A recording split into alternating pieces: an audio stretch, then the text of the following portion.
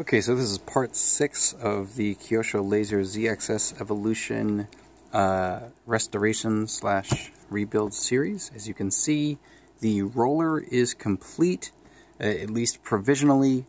So what I did from the last video was to essentially clean up the shocks, refill them with oil, mount them, and mount the wheels and mount a wing. So shocks are... They were actually in very good condition when I got the car. They were just dirty, so I just had to clean them up, drain the oil, put fresh oil in, and that was all set. There was really nothing special to do there. So I am glad that at least the shocks were not all beat up. As far as the wheels go, I did decide to use the, again, I forget the part number. I think I have it over here. The Yokomo TH6 wheel hubs for the Optima Group cars. It's kind of a rare part at this point, but basically it has it mates to the tapered wheel axles that the Kyosho wheel axles have, and then it also you screw it down with a lock nut, and then you have your square wheel hub that can fit the Yokomo wheels. So I did that because I just thought it would look kind of cool, and it does also widen the car a little bit, which gives it, to me, like a bit of a more aggressive stance. I wanted to put pink Yokomo wheels on this because I thought it would also look kind of neat. These are from JC Racing wheels. They're Reproduction wheels made in the UK. And this is a particular set that I just happen to have with mounted primes, and I don't really use primes for racing. I don't really, anyway, that's a separate story. So, I figured they would go well with this car as it is. And then for the wing, this is kind of a placeholder wing. So Kyosho does make two types of yellow wings. They make a fluorescent yellow wing, or they used to. And they had like a more conventional yellow wing. This is a fluorescent yellow wing. Maybe a little hard to see from the lighting here, but it is fluorescent yellow. It's a molded wing, kind of like the Yokomo molded wings, but it's a Kyosho branded wing. You can see right here. So this, whether or not I would keep this on this car, probably depends on whether I plan to shelf it or race it. If I were to race it, I would use a lightweight Lexan wing. So that does get to the final question here, since this roller build is complete, at least as far as making the roller. What are my plans for this car? Well, let's see. Would I race this specific one? I'm finding it hard to justify, not because I don't think it would be competent on the track. I think it would be very fast, but my worry is breaking parts. So that was a big reason why I had all the molded parts sent out to get drawn up in CAD so I can get 3D printed reproduction parts. So if I were to do that, what I would essentially want to do is to replace the molded parts on this with the 3D printed variants of those parts, because then if I happen to break a part, I can replace it with another 3D printed part. If I run this car as it is and I break some piece that most of these pieces I don't have spares of. I have maybe like 1 or 2 spares of the upper arm, and that's it. So if I break something, I won't have a replacement part for it, and I'd have to replace it with a 3D printed part, and I don't want to do that. So what I'm thinking I might do, and I might have the parts for it, is to get another set of Reproduction carbon parts, which I am, I described in one of the earlier videos. I'm working with somebody on reproducing all the carbon parts within the United States, and then combining that with the 3D printed parts and using other parts I have on hand to make a ZXS or a ZXS-like build. Maybe with some tweaks on, like, maybe I'll use a Kyosho ZX-6 steering rack like I've done on some of my other lasers. Maybe use big bore shocks, maybe make it a little more modern-like. So I'm kind of thinking of doing that for making a runner variant of this. So that's on my mind. But for this one specifically, because it's all original parts, I don't want to put this at risk. So for now, at least, I plan to shelf this. But again, I would like to make a runner version of this precisely with all the reproduction parts that I'm having made. So that's kind of what I'm thinking. If I were to run it, how do I think it would compare to one of my other recent builds, the Schumacher Cat 3000? I did a whole build series on that. This is not the one that I rebuilt. It's another one that I picked up at around the same time. And what are my thoughts on how these two compare? Because they were made at around the same time. I think like late 90s, early 2000s. Essentially, there's good and bad to each. The thing with the Cat, what pisses me off the most about the Cat is the center motor mount and the fact that the suspension arms do appear to be much more frail than those on the Cat 2000.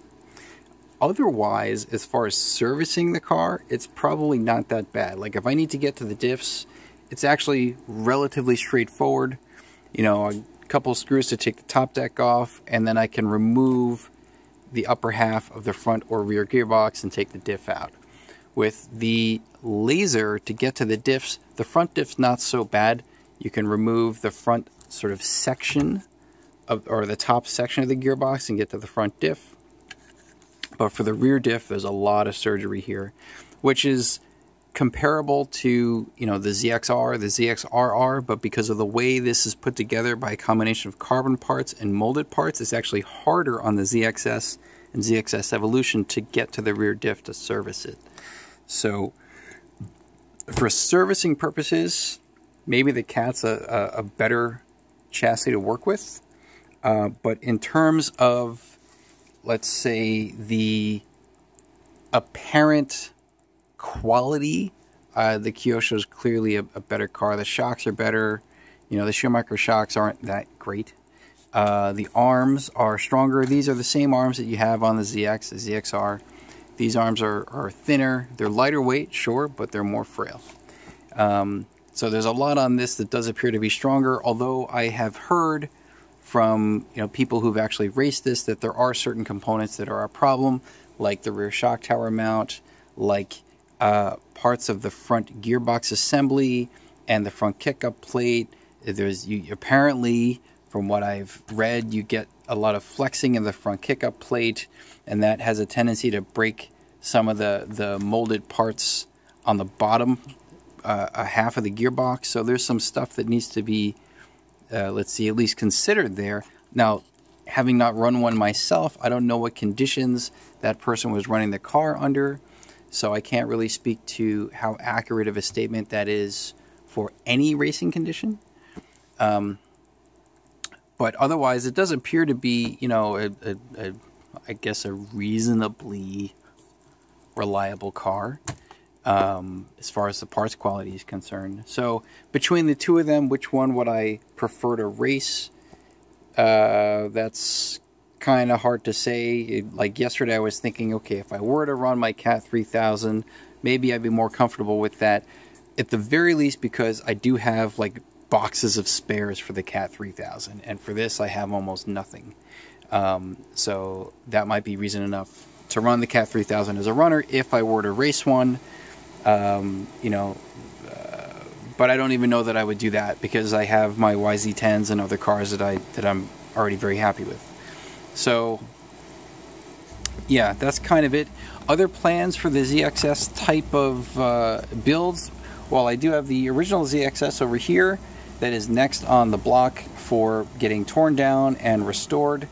I'm thinking that since for this particular ZX-S Evo, I did a more like a piecemeal overview set of videos, like the more, you know, like most of the build series that I've done. Maybe for the ZX-S, I'll do something that's more in real time, so I'll have like the hat-mounted camera and, you know, go through everything in real time. I'm thinking of doing that.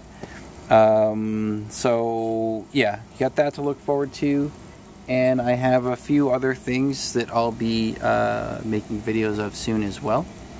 But as far as this car goes, I'd say I'm pretty happy with it. I like how it turned out. I'm glad that I was able to restore it to some, you know, reasonable amount of quality. I do have a body. I got to paint the body and mount it and everything. But for now, this is basically shelf queen ready. I just got to find space on my shelf to put it. That's going to be hard. Is there anything else that I want to mention here?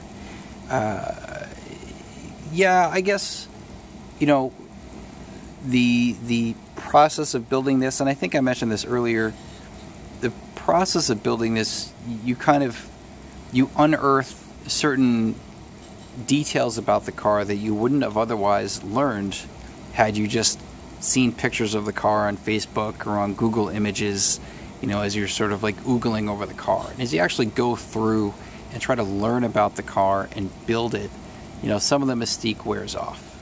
And so, like, fiddling with the front gearbox assembly, fiddling with the rear gearbox assembly, those in particular are a real pain in the ass. And so that kind of, you know, it doesn't make me like the car any less. Now that it's fully built and it looks really nice, I'd have to say probably not. But in the process of building it, it's not entirely pleasant. And you know, in that sense, you're much better off with a ZXR or a ZXRR. Those are easier cars to put together, and probably better for racing too. Like a lot of the features that this has, you can kind of tune into a ZXR or ZXRR with the right set of skills.